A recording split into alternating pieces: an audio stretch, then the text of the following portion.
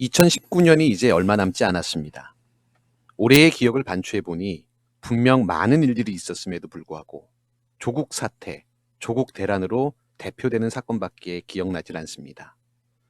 왜 이렇게 일이 커졌을까 하다가 무엇을 놓치고 있었을까 하는 의문이 들었습니다. 검찰의 난리가 점입 가경이던 시기에 삼성 바이오로직스를 수사하던 모든 검사는 조국 가족 털기에 참전했습니다. 며칠 전 서울중앙지법은 삼성전자 관계자들에게 삼성 바이오로직스 증거인멸 교사 혐의의 유죄를 밝히며 엄청난 양의 자료 일체를 그룹 차원에서 조직적이고 대대적으로 인멸 은닉하였다라고 유죄 판결하였습니다. 하지만 분식 회계 쟁점에 대해서는 어떠한 최종적 결론도 내리지 않았다라고 또한 밝혔습니다. 그 이유는 삼성 바이오로직스에 관련된 사건이 기소조차 되지 않았기 때문입니다. 과연 쟁점이 논쟁 중인데 증거인멸 유죄 판결이 나왔다라는 사건을 어떻게 이해해야 될지 저는 도무지 이해할 수가 없었습니다. 2017년 6월 국정원 개혁발전위원회가 출범하자 9년을 다니던 로펌을 그만두고 미국으로 도피한 인물이 있었습니다. 하지만 이 인물은 조국 사태가 시작되던 8월에 몰래 귀국하였습니다. 검찰의 시그널이 없이 과연 2년간의 미국 도피를 마치고 떳떳하게 귀국할 수 있었을지 참 의문스럽습니다. 온갖 진통을 겪으며 지난해 시행되었던 종교인 과세를 무력화시키는 법안이 법사위를 통과하였습니다. 소득세법 개정안은 보수 기독교 목사들의 퇴직금에 대한 과세를 깎아주는 종교 과세법을 무력화시키는 법안으로 여론의 문매를 맞았습니다. 하지만 이제 조국 사태로 세상이 혼란스러운 순간 본회의 상정을 눈앞에 두고 있다고 합니다. 어쩌면 이 논란의 핵심에는 삼성, 검찰, 보수 기독교가 있지 않을까 하는 의문을 갖게 되었습니다. 어쩌면 우리가 보고 있는 세상 뒤에는 우리가 보지 못하는 치밀한 계산이 존재하는지도 모릅니다. 그리고 또한 아닐지도 모릅니다. 저희가 틀릴지도 모릅니다. 언제나 새로운 시각으로 사실을 보려 노력하고 언제나 우리가 틀릴 수 있다는 가능성을 열어두는 변종, 개방형, B급 시사방송 도보다리 81회 시작하도록 하겠습니다. 저는 진행을 맡은 김 선생입니다. 제 앞에는 정은혜비님 나와 계십니다. 안녕하세요. 정은혜입니다. 예, 날이 많이 추워졌습니다. 네. 예, 올해 이제 12월 들어서니까 네. 왜 보통 사람들이 한 해를 정리하게 되잖아요. 네네네. 그래서 저희가 이제 또 B급 시사 방송을 진행하고 있는 진행자로서 올해 시사는 어떤 것들이 가장 큰 이슈일까라고 저는 곰곰이 생각을 해봤거든요. 네. 근데 조국 말고는 생각나는 게 없어요, 바로. 그쵸. 조국하고 조국하고 일본? 그쵸. 일본. 근데 일본도 사실은 일본도 덮었죠, 조국 덮였죠. 그러니까 사태로. 저 상반기에 일본 문제가 가장 큰 화두였었는데 이제 여름이죠. 한 7월, 8월부터 이제 조국 장관이 임명된다, 안 된다라고 하다 보니까 연말까지는 이제 일본에 대한 불매 운동을 덮을 정도로 조국 이슈가 모든 대한민국을 좌지우지하는 이슈가 됐다. 불매 운동은 솔직히 좌우가 없는 거잖아요. 그렇죠. 이렇게 막 국민들이 딱 단합할 때쯤에 그걸 들고 나서 또 다 찢어놨어요. 네. 그 또 불매 운동의 반일 감정이나 위안부 관련된 부분에 대해서 조국 장관이 청와대 민정수석으로 있는 기간 중에도 사실은 조금 큰 목소리를 냈었죠. 네. SNS나 이런 걸 통해서 미국이란다. 일본 쪽에서도 조국 장관에 대해서는 굉장히 좀 불편한 기색이 있었다라는 기사를 봤었거든요. 우리나라에서 바른말 하는 사람을 찾아보기가 힘들잖아요. 네네. 근데 갑자기 바른말 하는 사람들이 쏟아지니까 일본이 되게 당황스러운 거죠. 그래서 과연 올해는 정말 다사다난하는 건 분명히 맞았는데 네. 그 모든 이슈를 덮었던 조국 사건은 우리 사회의 어떤 기득권들을 다 민낯이 드러나게 만들어준 사건이 아니었을까라고 하는, 저는 개인적으로 그런 평가를 해보게 됐거든요. 뭐 아직 끝난 게 아니고 진행 중이잖아요. 맞습니다. 이거를 계속 물고 늘어지면서 총선까지 끌고 가려고 하는 것 같은데 네네. 그런데 저번 주에 한 방 먹었죠? 네. 네, 검찰에서 한 방 먹었으니까 네, 앞으로 좀 지켜봐야죠. 창피하더라고요. 아니, 뭐야 그게. 저는 제가 부끄러웠어요.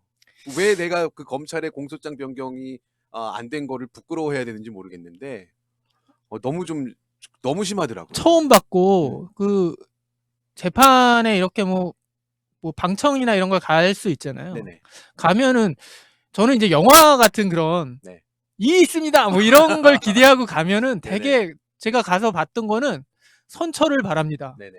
선처를 바랍니다. 이러다가 끝나거든요. 그렇죠.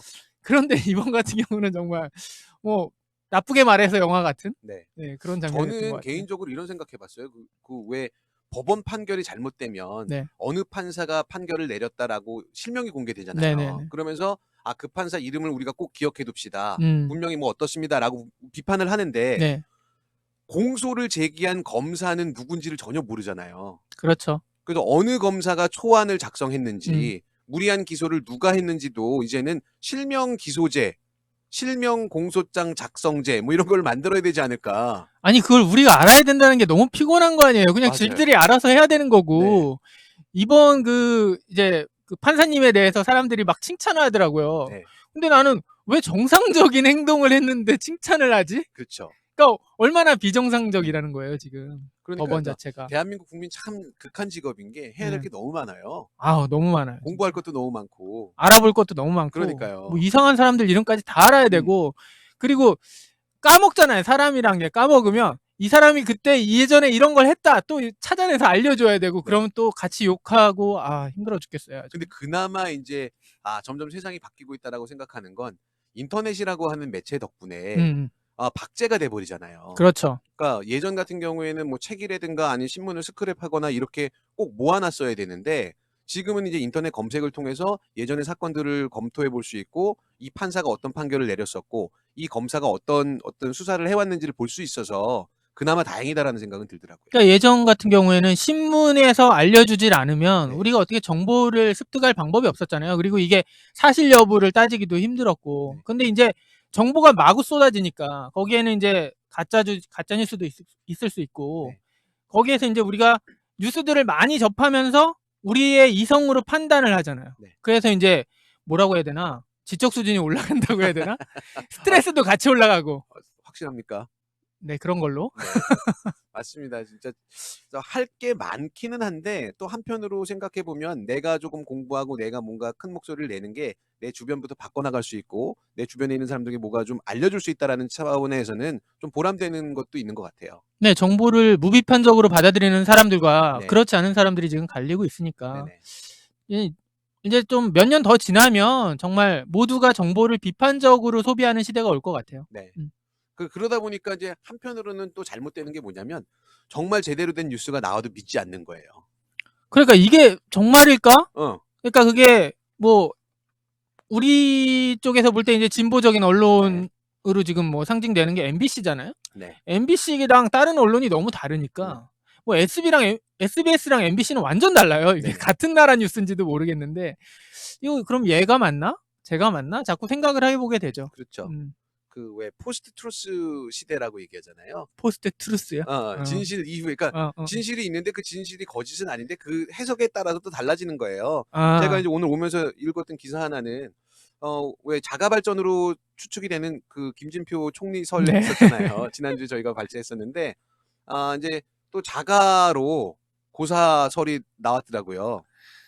안 시켜줄 것 같으니까. 그러니까 그래 자가로 해서 그다음에 이제 정세균 전 의장이 이제 또 하마평에 오르는데 중요한 건 비판하는 사람들이 생겨난 거예요. 갈라치기. 근데 누가 비판을 하냐? 일단 뭐 우리가 싫어하는 네임드라고 하는 공지영 씨가 이제 또 한 목소리를 냈어요. 정세균은 공침 사건의 배후에 있는 인물이다.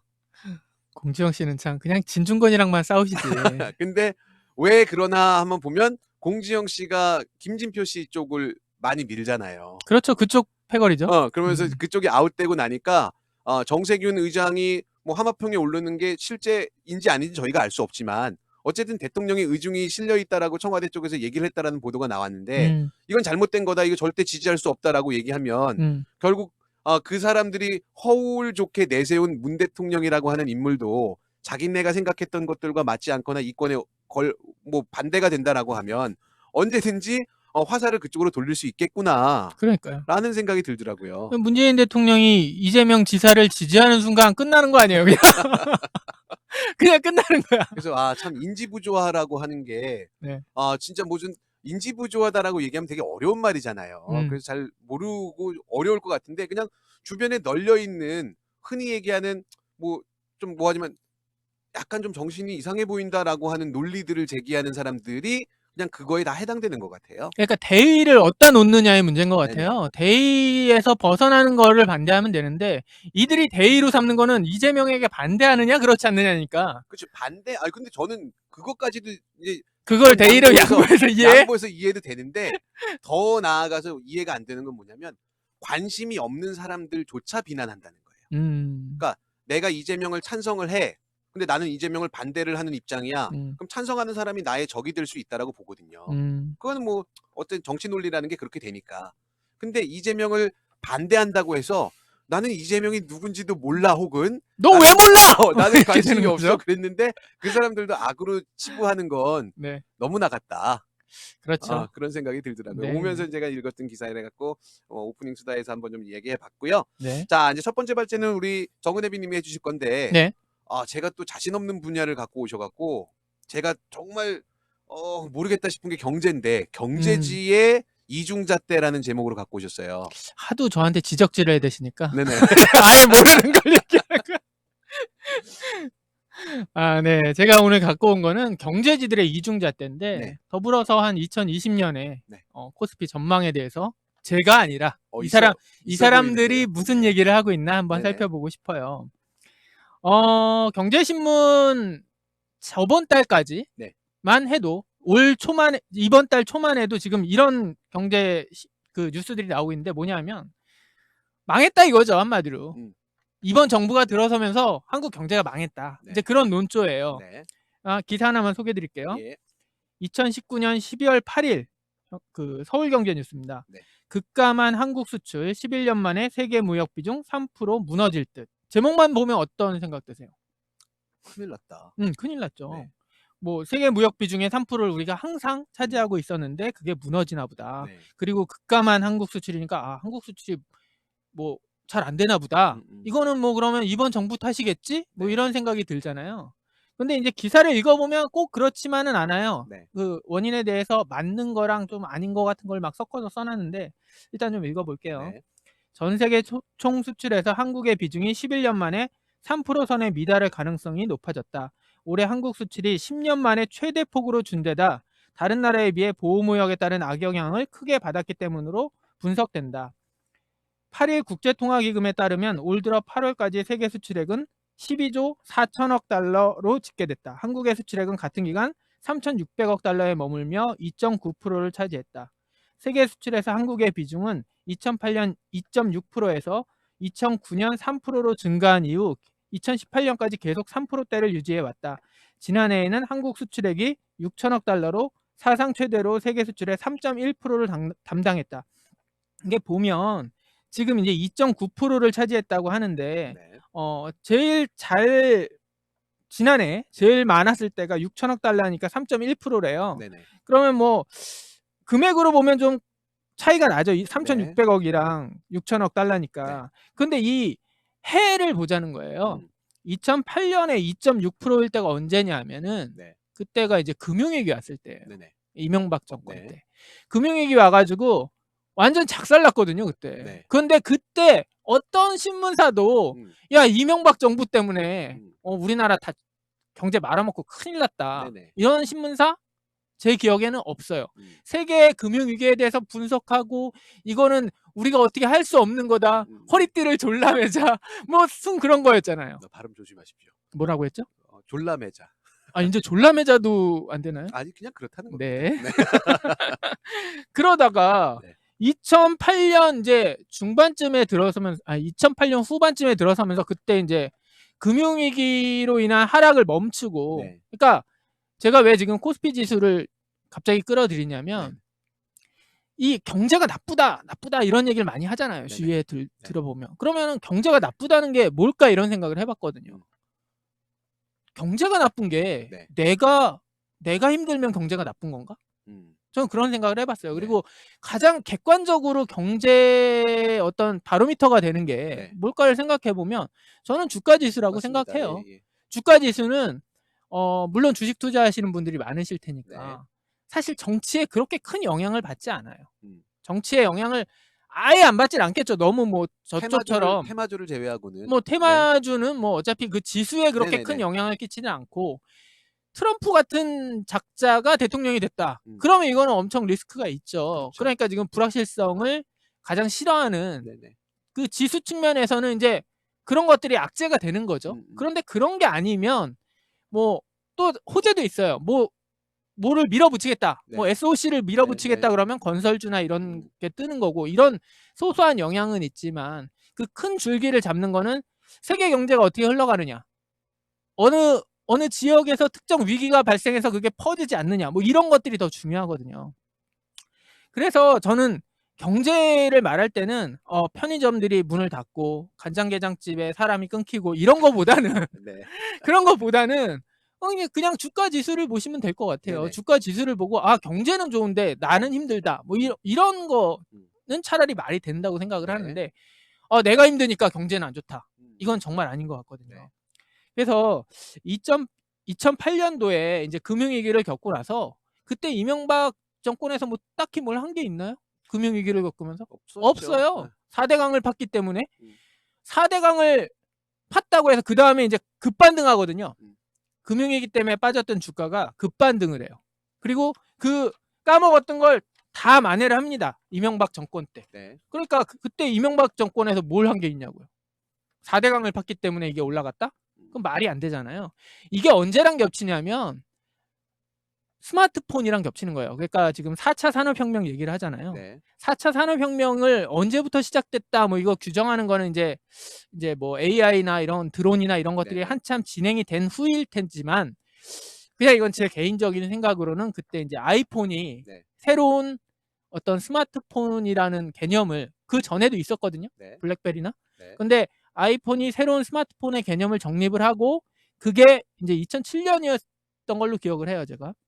그 이후로 이제 삼성이랑 막 싸움이 붙었죠. 네네. 그러면서 이 반도체 소모량이 엄청 늘어났어요. 음. 그러니까 반도체 호황에 따라서 이게 다 극복을 한 거예요. 네. 제가 볼 때는. 네. 그러면 이때 그래서 이명박 때 경제가 좋아서 사람들이 너무 행복했나요?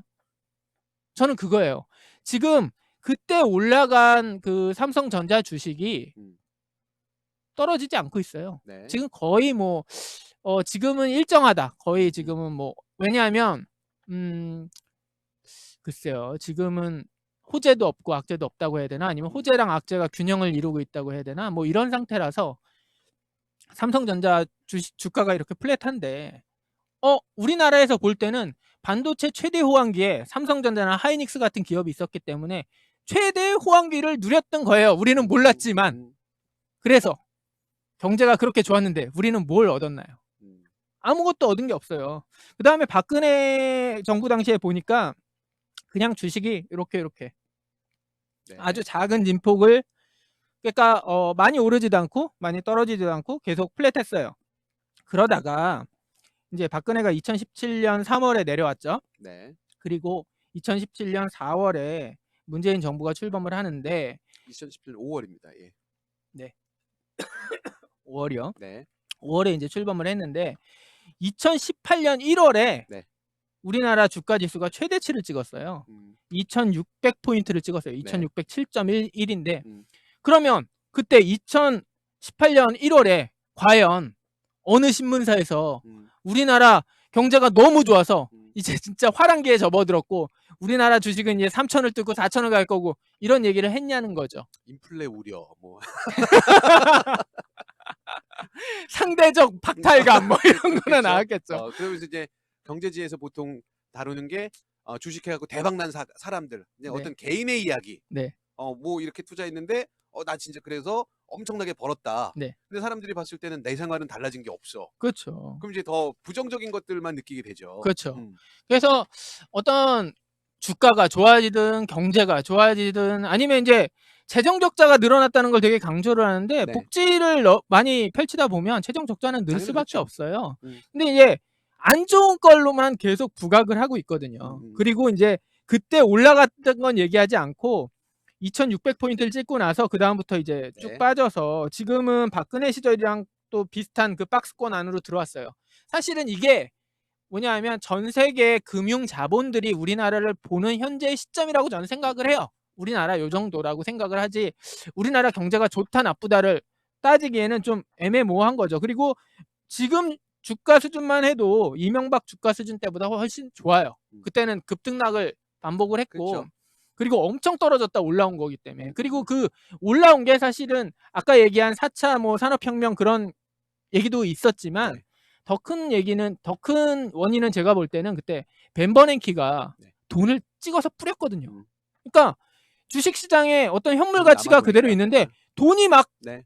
찍어서 들어오니까 그러면은 주가는 올라갈 수밖에 없거든요. 그다음에 일단은 그런 건 있을 것 같아요. 그러니까 장난치는 세력들이 많잖아요. 네. 그러니까 해외 자본들이 국내 주식시장에 어떤 놀이 삼아서 네. 이렇게 좀 장난을 치다 보니까 지금 말씀하신 것처럼 해외에서 유동자금이 늘어나야 돈을 많이 찍어갖고 네네네. 근데 단기간에 돈을 투자했다가 빼나가는 놀이터로 이제 한국의 주식시장이 전략을 해 있다 보니까 단순히 이제 들어와서 주가를 좀 띄우고 네. 그 다음에 이제 개미들이 붙었을 때 주가를 청산을 하고 나가는 거죠 주식을. 그런 해외 자본들 때문에 급등할 수 있는 조건들이 이명박 박근혜 때는 있었다라고 봐요. 네, 뭐 한머니들은 언제나 뭐 옮겨 다니는 거니까요. 네네네. 그런데 이제 우리나라도 기업 자체가 뭐 삼성전자나 이런 기업은 세계적인 네. 규모의 네. 기업이기 때문에 그렇게 이 덩치가 커지고 돈이 많아지면 사실 한머니들이 이렇게 힘을 쓰기가 힘들거든요. 그래서 증시 대책도 좀 필요한 것 같은데 이제 그건 별개의 네네. 얘기고 그 이후에 제니 델런이 이제 FRB 의장을 맡고 그 다음에 지금은 제롬 파웰인데 네. 제롬 파웰이 맡은 다음부터 이제 그 아까 얘기한 최대치를 찍고서 떨어진 데가 그 시점이거든요. 이게 왜 그러냐면 지금 미국도 돈을 무한정 풀 수는 없잖아요. 그러니까 이제 그걸 금융위기를 극복한 다음부터는 이거 돈을 어떻게든지 회수를 하긴 해야 되는데 네. 시장의 충격이 우려가 되고 네. 그리고 이 트럼프라는 작자가 나타난 거죠. 그러니까 이게 되게 애매한 거예요. 네. 지금 미국 입장에서도. 그리고 트럼프가 한중 무역 분쟁을 일으키니까 우리나라에서 제일 큰 고객은 중국이거든요. 사실 맞습니다. 지금 중국. 근데 중국이랑 미국이랑 저러고 있는데 우리가 눈치 없이 그럼 우리는 중국이랑 잘해봐야지 이럴 수가 없잖아요. 그러다 보니까 지금 어떤 이런 국제 정세에서 이런 상태가 벌어지는 건데 그게 모든 게 문재인 탓이다. 문재인 정부 탓이다. 이렇게 지금 경제신문은 말하고 싶은 거죠. 저는 이제 경제 관련돼 갖고 이제 경제지들이 비판하는 것들의 이제 그 맹목적인 부분들이 뭐라고 생각하냐면 네. 문재인 정부 들어와서 이제 그 주가가 최고점을 찍었다라고 하는 거에 나는 결정적인 이유가 뭐라고 생각하냐면 한반도 정세가 안정화됐다라는 부분이라고 보거든요. 그러니까 2017년까지만 해도 최고치가 아니었는데 2018년에 들어서면서 최고치가 됐다. 왜? 북한하고 평화로워졌거든요. 네네. 예전에 이명박이나 박근혜 정권 때 폭락하던 그 블랙 뭐 먼데이다 뭐 이러면서 폭락하는 시기를 보면 북한이 미사일을 쏘거나 네. 아니면 이제 굉장히 위협적인 그 긴장 관계가 조성됐을 때 주식이 폭락을 했었거든요. 네. 근데 분명히 지금 평화 경제다라고 얘기하는 게 정말로 이 한반도의 평화가 계속 고착화되면 경제는 성장할 수밖에 없다. 제가 이거를 인정을 해야 되는데 네. 주식 안 하시죠? 안 합니다. 이 한반도 리스크라는 거는 네. 주식시장에 항상 내재되어 있어요. 사실은 뭐 그게 한반도 리스크가 풀렸다 해서 이 전쟁이 날 건데 안 날 거로 해서 올라가거나 내려가거나 네. 했던 걸 제가 본 적이 별로 없고요. 미사일을 쏴도 당시에 뭐 급락을 하더라도 금방 올라옵니다. 미사일을 쏠 때는 사야 돼요. 미사일을 쏴서 쏜 날 떨어지고 떨어진 날은 무조건 사야 돼. 오케이, 미사일 오케이. 쏜 날 뭐 그때 핵실험한 날 이래서 팍 떨어질 때는 사야 돼. 그러니까 사실 이게 그 주식쟁이들 입장에서는 이 어떤 북한의 위협 이런 것들이 그렇게 크게 느껴지지 않아요. 그러니까 우리가 뭐 그 신문이나 이런 데서 뭐 정치 신문에서는 되게 크게 다루지만 이게 주가 면에서는 글쎄요. 테마주는 또 다르겠죠. 남북 경협주나 이런 것들은 좀 다르겠지만 그러니까 아까 얘기했던 네. 전체적인 코스피 지수는 어떤 정치나 이런 주변 영향을 별로 받지 않고 네, 맞아요. 시장의 가치를 정확하게 반영한 거다. 그쵸. 경제 가치를. 네. 예, 그러니까 이게 이해했습니다. 그 코스피 지수라는 것 자체가 정치랑 이렇게 떨어져서 봐야 우리가 거기서 이익을 얻을 수 있다고 저는 생각을 해요. 네네. 개인적으로. 근데 이제 이 경제지들이 이렇게 약을 팔았어요. 음. 근데 연말이 다가왔네. 네. 연말이 다가오면 얘들이 이제 내년도 네네. 코스피를 예측을 해야 되거든요. 그쵸. 그러면 야 이제 문재인 정부 이제 끝났으니까 이제 음. 작살 났어. 음. 이제 작살 날 거야 하면 사람들이 주식을 안 사겠죠. 음. 그러니까 얘들은 장사를 해 먹어야 되기 때문에 네. 연말에는 항상 똑같아요. 음. 내년 핑크빛 전망. 그러니까 1년 내내 경제 위기다. 경제가 굉장히 안 좋다라고 기사를 써오고 네. 연말이 돼서 이제 내년도 전망을 해야 이제 되는데 내년도 전망이 이제 시작돼요. 내년도는 좋을 거다. 내년도는 좋을 거라고 할 수밖에 없어요. 얘들은. 네. 저는 그 어떤 금융위기 때도 심지어 음. 좋을 거다라는 뉴스를 많이 봤어요. 네네. 그러니까 이거는 물론 길게 보면 좋겠죠. 음. 어차피 경제 위기도 극복될 네네. 거고 뭔가 뭐 유럽 위기가 닥쳤을 때도 극복을 하니까. 그런데 뭐 길게 보고 하는 얘기가 아니에요. 왜냐면 손님이 떠나가니까 이 그 증권 신문들 다 보면 증권란에 있는 증권 기사들을 다 보면 다 오른다는 얘기밖에 없다고 보시면 거의 맞아요. 떨어진다고 하는 사람들은 파생 상품하는 몇몇 사람들 그 사람들 떨어져야지 돈 버는 사람들, 그렇죠. 인버스 하는 사람들. 그렇죠. 네네. 인버스나 이런 사람들은 떨어진다고 주장하는 사람도 있는데 좀 똑똑해 보였어. 네네. 순간 내가 인버스 막 얘기하고. 네. 그래서 아까 12월 8일 기사를 읽어드렸잖아요. 네. 우리나라 큰일 났다는. 12월 9일 똑같은 서울경제신문 기사입니다. 내년 코스피 지수 2,500 터치 기업 수출 회복 강도에 달렸다. 메리츠 삼성증권 눈높이 격차 커 하면서 메리츠 종금증권하고 삼성증권의 그 예상 밴드를 적어놨는데 삼성증권은 1950에서 2350에 적었어요. 지금 2100 정도거든요. 네. 이거 진짜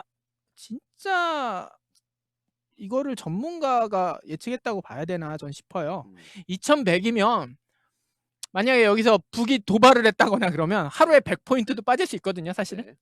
뭐 나중에 올라오지만 100포인트도 빠질 수 있는데 150포인트예요. 내년 1년을 하방을 1950으로 온 거예요. 그 다음에 상방은 2350이면 지금 2100이니까 250 정도 잡은 거죠. 이거 일주일이면 올라가고 일주일이면 떨어지는 수치입니다. 이걸 이런 식으로 밴드를 잡았는데 근데 만약에 이게 맞추면 이 사람 대단한 사람이죠. 오현석 리서치 센터장. 그래서 이 근거는 뭐냐면 기저효과에 따른 실적 증가는 증시 상승률을 낮아. 이게 뭔 소리야? 기대 효과에 따른 실적이 증가되는데 기저효과에 따라서 실적 증가가 예상되는데 증시 상승률이 왜 낮냐? 그러니까 기저효과라는 건 뭐냐면 지금 바닥이라는 거거든요. 네네. 증시가 바닥이다. 그래서 여기서 실적이 증가되니까 오를 수는 있는데 그 예상되는 상승률은 낮은 걸로 보인다. 이런 거 같은데요? 말을 이렇게 써놨네. 그 다음에 변수는 미중 무역 협상, 한반도 지정학적 리스크, 한반도 지정학적 리스크 재발 이렇게 해놨는데 아까도 말씀드렸지만 한반도 지정학적 리스크 얘기하는 놈은 전문가라고 안 보시면 돼요. 이 사람은 저는 전문가가 아닙니다. 네. 미중 무역 협상은 중요할 수는 있죠. 그런데 미중 무역 협상을 그 변수를 두는 것도 좀 제가 볼 때는 좀 어이가 없는 게 미중 무역 협상이 빠그라진 게 언제예요? 또 싸구려. 이게 얼그러진 게 언제일까요? 잘 모르겠습니다. 트럼프 나오면서부터 맞습니다. 아닌가요? 네. 트럼프는 얼마 전이죠, 그게? 얼마 안 됐어요. 4년 전이죠. 그렇죠. 얼마 안 됐어요. 그럼 그 전 주가랑 비교를 해보시면 지금 주가랑 비슷해요. 음. 그러니까 저는 만약에 이게 미중 무역 협상 때문에 이게 떨어져 있다고 치면 이게 회복이 된다고 해서 이게 갑자기 오르거나 그럴 것 같진 않아요. 왜냐하면 그 관계가 회복되고 그럼 우리나라에 대해서 투자를 해야지라고 마음을 먹고 돈이 들어와야 이게 오르는 거거든요. 그 국내에 있는 돈으로만으로는 어려워요. 그런데 메리츠 종금증권 이 사람이 이제 좀 제가 이제 눈여겨봤던 건데 예상 밴드를 2000에서 2500으로 봤어요. 2000은 지금 2100이니까 빠져봐야 100이라는 거예요. 2500은 이제 400이니까 저번에 그 최고치에 달했던 2600이랑 100포인트 차이밖에 안 나요. 근데 이것도 역시 저는 밴드로는 낮다고 생각을 해요. 지금 워낙 이게 진폭이 커서. 그런데 이 사람은 이제 바닥을 쳤고 올라갈 일만 남았다. 약간 이런 식으로 말을 하고 있더라고요. 그런데 제가 이제 말씀드리고 싶은 거는 이런 분석들이 이제 연말까지 내내 경제신문들에 실릴 거라는 거예요. 음. 그러면 도대체 뭐예요? 이 사람들이 그 경제신문이 여태까지 얘기했던 거랑 이제 앞으로 내년에 대한 전망이랑 도대체 무슨 얘기를 하고 싶은 거냐고요. 문재인 정부 때문에 경제가 다 말아먹어서 코스피 작살나게 생겼다며. 근데 내년에는 장사를 해야 되니까 오를 거래. 그러니까 제가 예전에도 한번 머니투데이 얘기를 하면서 경제신문에 진짜 심각하다. 우리가 정치신문만 심각하다고 생각을 하지만 네네. 경제신문들 심각하다고 얘기를 했잖아요. 네. 아, 정말 경제신문도 좀 정신 차리고 제대로 이 정말 그 팩트에 근거해서 정확한 분석을 해서 투자자들한테 도움을 주는 그런 경제신문들이 좀 많이 나와야 될 것 같아요. 지금 경제신문들은 영 아닌 것 같습니다. 근데 보통은 이제 경제지들이 다 굉장히 보수적인 색채를 띠고 있고, 네네. 진보 계열에서는 이 경제에 대해서 아무래도 좀 쉽게 다가가기가 네. 이해가 좀 어렵다 보니까 네. 이 사람들이 장난을 치면 실제 사람들이 인정하든 인정하지 않든 간에 나한테 가장 큰 영향을 미치는 건 결국 돈이잖아요. 그니까요. 근데 그런 걸 갖고서 정권을 좌지우지할 수도 있겠다라는 생각이 들어요. 그러니까 저도 그 김 선생이랑 얘기할 때도 얘기를 했지만 나는 항상 어렵거든요. 요즘. 항상 어려운데 신문에서 경제가 어렵다 그러면 아, 진짜 경제가 어려운가 보다 그렇죠. 이렇게 되는 거죠. 근데 나만 어려운 겁니다. 예, 조금은 어려웠어요. 뭐 이제 좀 어려운 용어들도 많이 있고 음. 경제라는 게 항상 좀 그런데 아마 이제 조금씩 더 공부하고 관심을 가져야 아마 이 경제지들도 장난치지 못하겠다. 네. 근데 제가 봤을 때 오늘 가장 그렇다 하고 저는 이해를 핵심이다라고 본 게 1년 동안 그렇게 안 좋은 거다라고 비판을 했으면 계속 분명히 해야지. 내년도 전망을 할 어둡게 때도 해야죠. 어둡게 해야 되는데 내년도 전망은 밝다. 네.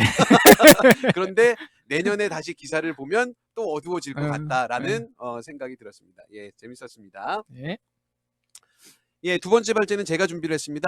얼마 전에 이제 내정자로 발표가 된 추미애 법무부 장관. 네. 저희 지난주 방송할 때 축하드립니다라고 얘기를 했었죠. 네네. 근데 제가 이제 그 추미애 장관 내정자를 이렇게 기사를 보다 보니까 강금실 법무부 장관이 떠올랐어요. 그래서 강금실 법무부 장관이랑 추미애 법무부 장관 내정자랑 과연 어떤 차이가 있을까, 또 어떤 유사점이 있을까라고 하는 이제 이야기를 좀 해보면 재밌겠다라고 생각을 했는데요. 재밌겠네요. 아무래도 저희 시청자분에서 어리신 분들은 없으실 거예요, 별로. 그래서 강금실이 누구지?라고 그런 분들은 이제 20대, 30대들은 그럴 수 있죠. 그럴 수 있죠. 강금실이 누구야? 이름 되게 촌스럽네. 어. 이렇게 얘기할 수 있을 텐데 네. 뭐 다 아시겠지만 요 분이 강금실 전 장관입니다. 근데 책 제목도 좀 그래요. 요즘 페미니스트들이 보면 좀 그럴 것 같아요. 책 제목이 강금실 매혹의 카리스마. 매혹이요? 카리스마까지만 했으면 되는데 이런 수식어가 많이 붙었었어요. 강금실 전 장관은 별명이 뭔지 아세요 혹시? 아니. 강효리. 강효리요? 너무하다. 그 당시에 별명이 강효리였었어요. 그래서 늘 이제 가장 먼저 회자되는 게 뭐였냐면 무슨 옷을 입었다. 보라색 스타킹을 신었다. 그러니까 보라색이 본인한테 맞는다라고 판단을 하셨던 것 같아요. 그래갖고 항상 옷을 보라색 계열로 이렇게 입었거든. 그럼 이제 보라색 스타킹. 그러니까 항상 어디 가서 뭘 하면 늘 나오는 게 그런 거였었어요. 그 여성성을 굉장히 많이 부각을 시키는 장관이었었거든요. 네. 그 당시에도 물론 굉장히 파격 인사였었고. 근데 쇼컷을 해서 좀 여성성보다는 보이시한 걸 강조한다고 저는 생각을 했는데 아니었나 보네요. 아니었어요. 행동하는 그 당시에 이제 검찰총장이 송광수였는데 이제 노무현 대통령이 제일 먼저 검찰 개혁을 해야 된다라는 이제 의지를 갖고 강금실 장관을 임명을 했죠. 네. 처음에는 노동부 장관 얘기가 나왔었어요. 네. 노동부 장관 얘기가 나왔었는데 나는 노동에 대해서 잘 모른다. 하지만 법무부 장관 정도는 할 자신이 있다라고 이제 얘기가 안에서 나왔었나 보더라고요. 네네네. 당시에 이제 문재인 민정수석은 반대를 했었고 검찰 개혁을 제대로 할 수는 없을 거다 이런 식으로 했을 때는 이렇게 이제 의견을 내셨다라고 하는데 실제 강금실 장관이 오셔갖고 제일 먼저 한 게 파격 인사. 네. 그래서 검찰이 뭘 갖고 나왔냐면 야 인사권을 우리한테 줘라. 네. 사실은 좀 미친 지금이랑 비슷한 거죠. 우리가 알아서 할 테니까 이 법무부에서 검찰을 통제할 수 있는 가장 효과적인 방법은 인사를 통해서인데 인사를 통해서 검찰 개혁을 단행하려고 하니까 검찰총장이 뭐라 그랬냐면 평검사들이랑 같이 해갖고 인사권은 우리한테 줘라. 지금 검찰들이 미쳐 날뛴다고 생각하고 그 말들을 많이 하는데 네. 그때가 더 심했던 것 같아요. 그쵸. 지금 보면. 맞죠. 지금도 마찬가지로 개혁을 해야 된다라고 하니까 뭐라고 얘기하냐면 우리가 검찰 개혁을 하겠다. 그래서 뭐 자체 개혁안을 막 내고 막 그러잖아요. 네. 되게 비슷해요. 근데 이제 그 당시에 강금실 장관은 송광수 검찰총장이랑 이제 그 약간 좀 트러블이 언론에 나오고 막 그러니까 어떤 제스처를 취했냐면 둘이 만나면서 기자들이 붙었을 때 팔짱을 껴요. 어. 팔짱을 껴갖고 뭐 이런 기사 나오는데 우리 아무 문제 없어요. 막 이렇게 웃으면서 그때 또 이제 이 아저씨한테 또 검찰총장한테도 인터뷰를 딸 거 아니에요. 좀 오해가 있었던 것 같습니다. 뭐 이런 식으로 이제 약간 좀 카리스마도 능구렁이들. 있는데 부드럽게 여성성을 가지고 접근하는 네. 그런 스타일이었다라고 볼 수 있을 것 같아요. 네네네. 근데 이제 지금 현재 내정자인 네. 추미애 내정자는 별명이 뭔지 아시나요? 추다르크요. 추다르크죠. 그러니까 이게 이미 이 딱 그 대립점에 있다라고 생각돼요. 별명 자체가. 그러니까 추다르크다라고 이야기하는 건 이 사람이 그동안에 해왔던 어떤 스탠스나 강직함이 분명히 어떤 잔다르크 같은 스탠스를 갖고 있다라고 해서 별명이 붙은 것 같은데요. 네. 그래서 지금은 강공 드라이브로 이제 갈 거다라고 보통은 예측이 되고 있죠. 네네네.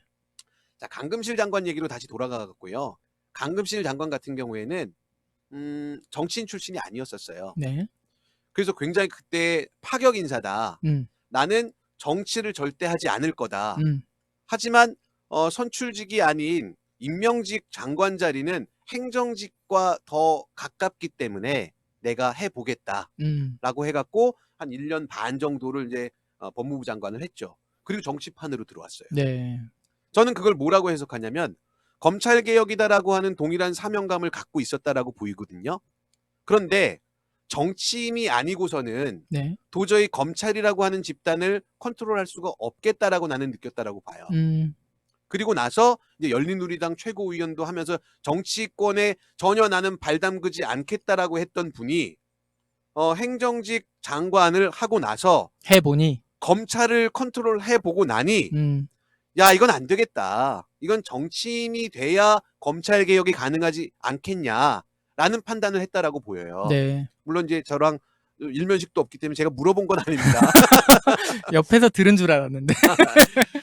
자, 그런데 이제 지금 제가 그 추미애 내정자한테 기대를 걸고 있는 부분들은 뭐냐면 이분은 뭐 능구렁이라는 표현을 해도 되는지 모르겠지만 정치인을 보통 표현할 때 그 노련한 정치인을 능구렁이 같다라고 얘기를 하잖아요. 네. 5선 국회의원이에요. 그러면서 이걸 뭐 축하한다 뭐 이렇게 얘기하는데 저는 희생이라고 지난주에도 말씀을 드렸지만 제가 그래서 왜 희생이다라고 봐야 될까라고 하는 근거를 또 찾아봤어요. 그러니까 나는 그렇게 얘기하는데 좀 확 보일 수 있는 지표를 보여줘야 되지 않을까라고 해서 이제 찾아봤더니 국가의전 서열이 있어요. 네네. 여당 대표가 6위예요. 음. 대통령 다음에 국회의장 뭐 해갖고 6위가 여당 대표거든요. 네. 그러니까 국가의전 서열 6위를 했던 사람이 그럼 총리로 올라가야 되는 게 맞죠. 그렇죠. 법무부 장관이 의전 서열 20위예요. 네네. 그럼 내가 봤던 의전과 2배수 이상 떨어지는 3배수 이상 떨어지는 의전을 받는 직위를 들어간 거잖아요. 그러니까 그게 황교안은 절대 생각할 수 없는 거겠네요. 그렇죠. 의전을 되게 중요시 하시거든. 그러니까 황교안은 할 수 있는 게 몇 개 안 남았어요. 그 야당 일당 그 대표죠. 대표가 7위예요. 아, 그래요? 그렇게 높게 높아요. 봐줘요? 그러니까 지금 이 사람은 그 위로 갈 수 있는 게 뭐가 있냐면 여당 대표를 그러니까 국무총리라든가 총리를 했었네. 총리 했었잖아. 그러니까 총리를 했었으면 없어. 없네. 이제, 대통령밖에 안 대통령밖에 남았네. 큰일 났네. 어. 자, 어쨌든 대통령 다시 이제 대행도 했었어. 추미애 대표 얘기로 네. 계속 오면 그래서 이분도 똑같이 사명감을 느꼈다라고 볼 수밖에 없다라고 판단이 돼요. 네. 그런데 정말 자신이 있지 않으면 고사했을 거다. 근데 이제 내가 무언가를 해야 되겠다라고 하는 어떤 사명감을 느끼지 않았을까라는 생각이 들거든요. 네네. 그래서 추미애 대표는 개인적으로는 참 애증이 있는 사람이에요. 네.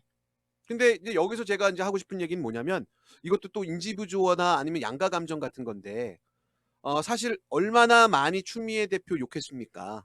그랬죠. 추미애는 민주당에 오면 안 된다라고까지도 하고 그랬죠. 뭐 그 원죄라고 하는 게 노무현 대통령 탄핵될 때 탄핵안 찬성한 거 그것 때문에 뭐 속된 말로 빠였죠. 네. 아이, 참 네. 고품격인데요, 그죠? 자, 그런데 저는 이 대단한 용기다라고 생각하는 게 뭐냐면 잘못했다라는 거 인정하고 시인하는 거예요. 그렇죠. 정치인 입장에서 네. 자기가 정말 잘못 판단했다. 그런데 이제 뒷얘기도 좀 이제 뭐 전해드리면 추미애 대표가 그 당시에 이제 열린우리당으로 분당되는 사태에서 나는 민주당을 지키겠다라고 이야기를 했던 사람이에요. 왜 그랬냐면 이분의 뭐 이야기에 따르면 네. 김대중 대통령이 만든 정당 나는 지켜야 된다. 왜냐하면 김대중 대통령이 나를 영입하고 나서 호남 출신인 내가 경상도 며느리를 얻은 것처럼 기쁘다라고 이야기를 하면서 이제 키워줬던 DJ 키즈거든요. 네네. 그랬더니 그 당을 버릴 수 없다 음. 하고 이제 다음 당연히 총선에서 안 됐죠. 네네. 그리고 이제 미국을 갔어요. 음. 왜 정치인들은 안 되면 다 미국을 가는지 모르겠지만 미국을 가셨는데 그 당시에 노무현 대통령이 사람을 보냈어요. 네. 장관 자리를 제의를 하면서 환경부 장관을 맡아달라. 근데 이제 추미애 대표가 뭐라고 말씀하셨냐면 너무 챙겨주셔서 고맙고 한데 그러면 대통령님이 당도 쪼갰고 사람까지 빼간다라고 하는 오해를 받을 수 있다. 그러니까 저는 그냥 고사하고 뭐 조용히 있겠다. 그 다음에 이제 나중에 이제 문재인 정권 들어오고 나서 정권을 탄생시키는데도 큰 공을 세웠죠. 근데 네네. 그때 이제 사람들이 워낙 많이 욕을 하니까 정말 잘못 판단했었고 그 부분은 잘못을 시인한다라고 정치인이 이렇게 얘기하는 게 쉬운 거 아니거든요. 그리고 많이 서운했었다는 얘기도 들리더라고요. 네. 그러니까 그때 법무부 장관을 되게 하고 싶었대요. 네네. 근데 갑자기 이제 감금실이 네네. 된 거야. 그러니까 되게 좀 서운한 마음이 있었고, 그리고 이제 그게 그러니까 요즘 우리가 많이 보잖아요. 그 소위 입진보라는 애들이 네네. 삐지면 어떻게 행동하는지. 네네. 근데 이분은 그런 배포가 아닌 거죠. 사람이 커. 그러니까 그때 내가 좀 서운한 감정이 있었고 그래도 이 계속 큰 대의를 보고 가다 보니까 지금 여기까지 오지 않았나. 그리고 아마 지금 법무부 장관 하는 것도 그때 약간 그런 내가 하고 싶었던 일에 대한 그런 게 좀 작용하지 않았을까. 네, 저는 맞습니다. 개인적으로 예. 그렇게 생각이 그 들어요. 두 분이 또 개인적으로 친분도 있어요. 네네. 그 이제 1년 후배인데 그 추미애 내정자가 네.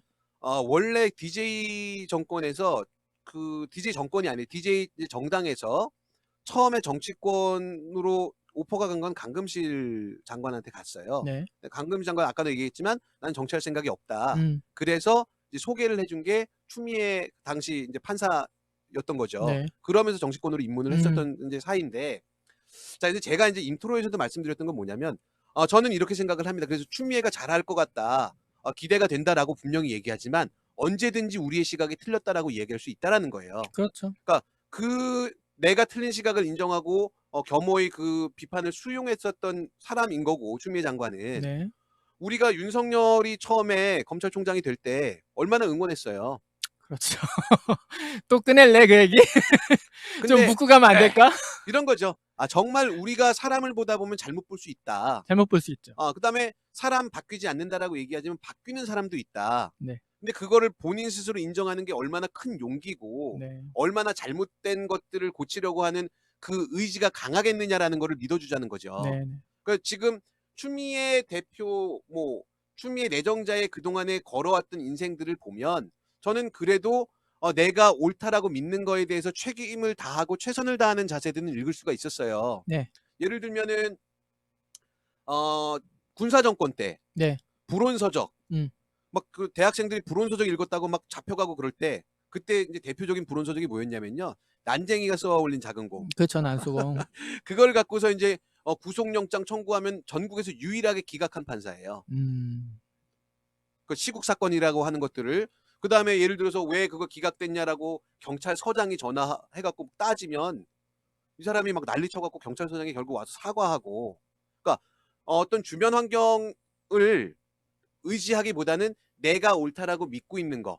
그 당시에 노무현 대통령 탄핵도 이 사람은 옳다라고 믿었을지도 몰라요. 네네. 그럴 수 있죠. 그래서 가는 거죠. 근데 그게 잘못됐다라고 판단했을 때 시인하는 거, 그 자세가 훨씬 더 나는 멋있다라고 보거든요. 그쵸. 뭐 그래서 실수를 할 수 있으니까. 또 잘못할 수도 있겠지만 그때 돼서 또 지적하는 거고 또 언제든지 사과를 요구할 수 있는 거지만 지금 어떤 큰 의지를 갖고 믿고 갈 때 우리가 힘을 실어줘야 된다. 네. 그렇지 않으면 어떤 사태가 벌어질 수 있냐? 강금실 장관처럼 강금실 장관이 좋은 면으로 많이 평가가 되고 있지만 가장 큰 사명이었던 검찰과 경찰의 수사권 분리라고 했던 검찰 개혁이라고 했던 2003년에 우리가 이미 시도했었던 것들을 실패한 장관으로 사실은 기록되어 있는 것도 사실이거든요. 그냥 평가라는 게 그런 거죠. 아무것도 못했다. 음. 그런 평가를 많이 그때 이제 받죠. 일반적으로 내렸었죠, 그냥 사람들이. 자, 그런데 지금 이제 언론에서는 슬슬 이런 얘기들을 하더라고. 추미애 뭐 강금실 평행 이론 이렇게 얘기하면서 제가 이제 다른데. 제가 좀 기분이 언짢았던 건 뭐냐면 초치는구나. 그렇지. 가만히 놔둬 이거지. 어, 이제. 초치는구나. 이게 지금 그 당시랑 상황이 동일하고 음. 지금 이제 이게 어차피 그 당시에도 이렇게 검찰 개혁을 할 수 있는 것처럼 막 큰 기대를 했었지. 하지만 결국 이렇게 됐잖니. 지금 추미애 장관 내정자하고 윤석열하고 또 붙으면 그 당시에 강금실하고 송광수가 붙었던 것처럼 결국은 검찰의 승리로 끝나지 않겠냐라고 하는 어떤 메시지를 던지는 뉘앙스가 느껴진다는 거예요. 제가 느끼는 메시지는 쫄았다는 건데요. 쫄은 것 그런데 같은데. 제가 봤을 땐 상황이 비슷한 게 있지만 전적으로 다르다. 네.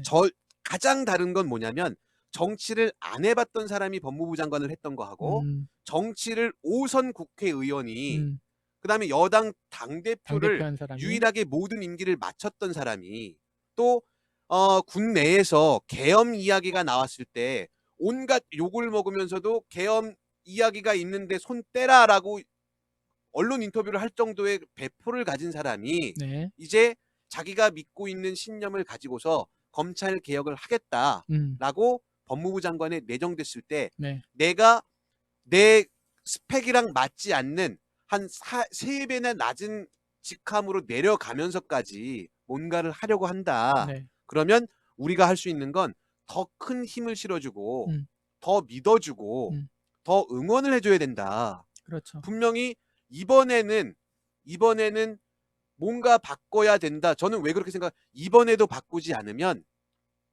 그 좌절감과 상실감이 저는 감당할 수 없는 상황까지도 갈 수 있다라고 보거든요. 근데 그거에 반해서 또 그 우리가 개혁하려고 하는 그게 검찰이든 삼성이든 아니면 보수 기독교든 그 세력들도 멍청하지 않기 때문에 우리랑 똑같이 느끼고 있을 거다. 네. 이번에는 바뀔지도 모른다라고 생각하기 때문에 온갖 자신들이 갖고 있는 모든 자원들을 총동원해서 추미애 법무부 장관이 되던 문재인 정권이 됐던 이 모든 개혁의 움직임들을 죽기 살기로 아마 막지 않을까, 이 사람들도. 네. 그래서 우리는 제가 아까 서두에도 또 이제 이야기를 했는데 이게 방송을 잘해 내가. 이게 다 이렇게 흘러가면서 이어져. 갑자기 뜬금없이. 그게 뭐였냐면 우리 안에 이걸 방해하는 세력들도 있더라.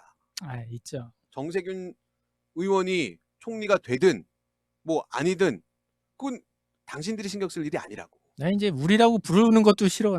정말. 그래서 솔직히 우리는 아닌데, 그러니까 제가 이제 말씀드리는 게 계속 그런 거예요. 야, 사람 고쳐 쓸 수 있는 건가? 또 고쳐 쓰지 말아야 되는 건가? 이게 늘 결론을 못 내리겠더라고요. 하지만 우리 추미애 장관은 내가 나중에 다른 스탠스를 취했기 때문에 욕을 하더라도 그동안에 살아왔던 궤적들을 보면 그 욕을 먹으면서도 본인이 의지하고 있는, 본인이 믿고 있는 신념을 묵묵히 지켜내고 너무 열심히 싸워서 잔다르크다라고 하는, 뭐 추다르크다라고 하는 별명을 얻을 수 있었던 사람인데 지금 공교롭게 전면에 나서서 내가 싸워보겠다라고 나섰는데 우리가 추구하는 가치와 일맥상통하는 시점에 와 있다라는 거예요. 네. 그러면 과거가 어땠든 뭐가 어땠든 뭐 조금 약간은 좀 건방지게 들릴 수도 있겠지만 추미애다라고 하는 사람은 우리가 원하는 대의명분을 이루기 위해서, 우리가 정권을 연장하기 위해서 어떤 하나의 도구로 쓰일 수밖에 없는 그런 역사적인 운명을 갖고 있는 사람이다. 그러면 우리는 이 사람을 도구로 써야 된다. 그렇죠. 그렇게 보거든요. 네네. 그냥 뭐 이 사람이 어떻쿵 저떻쿵 이렇게 얘기하지 말고 뭐가 맞네 안 맞네 그냥 아주 작은 것들 가지고 이리일비하지 말고 또 예전에 동일하게 이렇게 실패했던 선례들이 있다라고 하면서 비교하면서 괜히 또 무력감 가질 필요도 없고 네. 우리 일단 믿고 힘을 내서 끝까지 한번 싸워보자. 그 전면에 이제 장관이 나섰을 거다. 그러면서 어제 이제 제가 아까 정은혜비님 말씀하신 것처럼 느껴졌던 게 뭐였냐면 얘네가 쫄았구나. 언제적 논문을 갖고 나와서 논문 표절이다. 그러면서 제가 그러니까. 이제 어제 이게 논문 표절 얘기가 나왔구나 하고 이제 어제 이제 댓글들을 좀 관심 있게 봤어요. 그랬더니 댓글이 딱 그 흐름이 보여요. 어떤 논리냐면 야 법을 집행하는 법무부 장관이 법 제정되기 이전에 부도덕한 것이다. 그러니까 괜찮다라고 변명하는 게 말이 되냐? 안 된다. 이건 다른 장관, 그러니까 다른 데는 괜찮지만 법무부 장관만큼은 그러면 안 된다라고 하는 논리를 가지고서 댓글들이 달리기 시작하더라고요. 요새는 표창장 아니면 힘들어요. 장관 끌어내기 힘들어요, 요새는. 그렇죠. 근데 추미애 내정자도 표창장은 많을 것 같아요. 남편이? 아니 본인 표창장이 많을 거 아니야. 네. 어쨌든 또 이제 모양새가 좋다. 음, 호남 남편에 음. 또 영남의 그 부인이 어떤 동서화합의 어떤 제스처도 될 수 있고 네. 그래서 우리 적극적으로 많이 응원해주고 그다음에 이 사람이 제가 갖고 있는 조금 걱정은 뭐냐면 너무 강한 이미지다 보니까 안 도와줘도 되겠구나. 알아서 잘 싸울 거야. 맷집 좋은데 뭐 빡센데 뭐 이렇게 생각하면 정말 잘못. 그러니까 저쪽은 총 공격을 들어오는데 우리는 장수 하나 세워놓고 알아서 잘하겠지 라고 하면 진짜 원치 않는 결과가 또 발생할 수도 있겠다. 우리 한 번은 당하지만 두 번 당하면 바보잖아요. 네. 저는 한 번은 정말 속인 사람이 나쁜 거고 공격한 사람이 나쁜 거지만 동일하게 두 번, 세 번 당하면 당한 사람이 바보라고 생각해요. 네. 그래서 요번에는 꼭 성공해야 된다.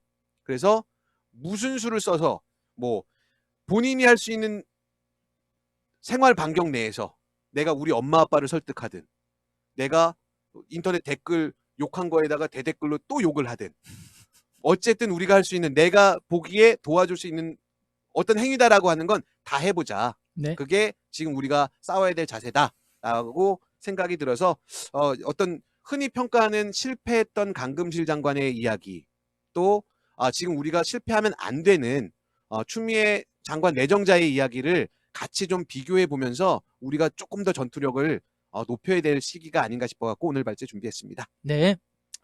정은혜민 오늘 방송 어떠셨어요? 정은 M이요? 정은혜민님 오늘 방송 어떠셨나요? 네, 이제 연말인데, 네.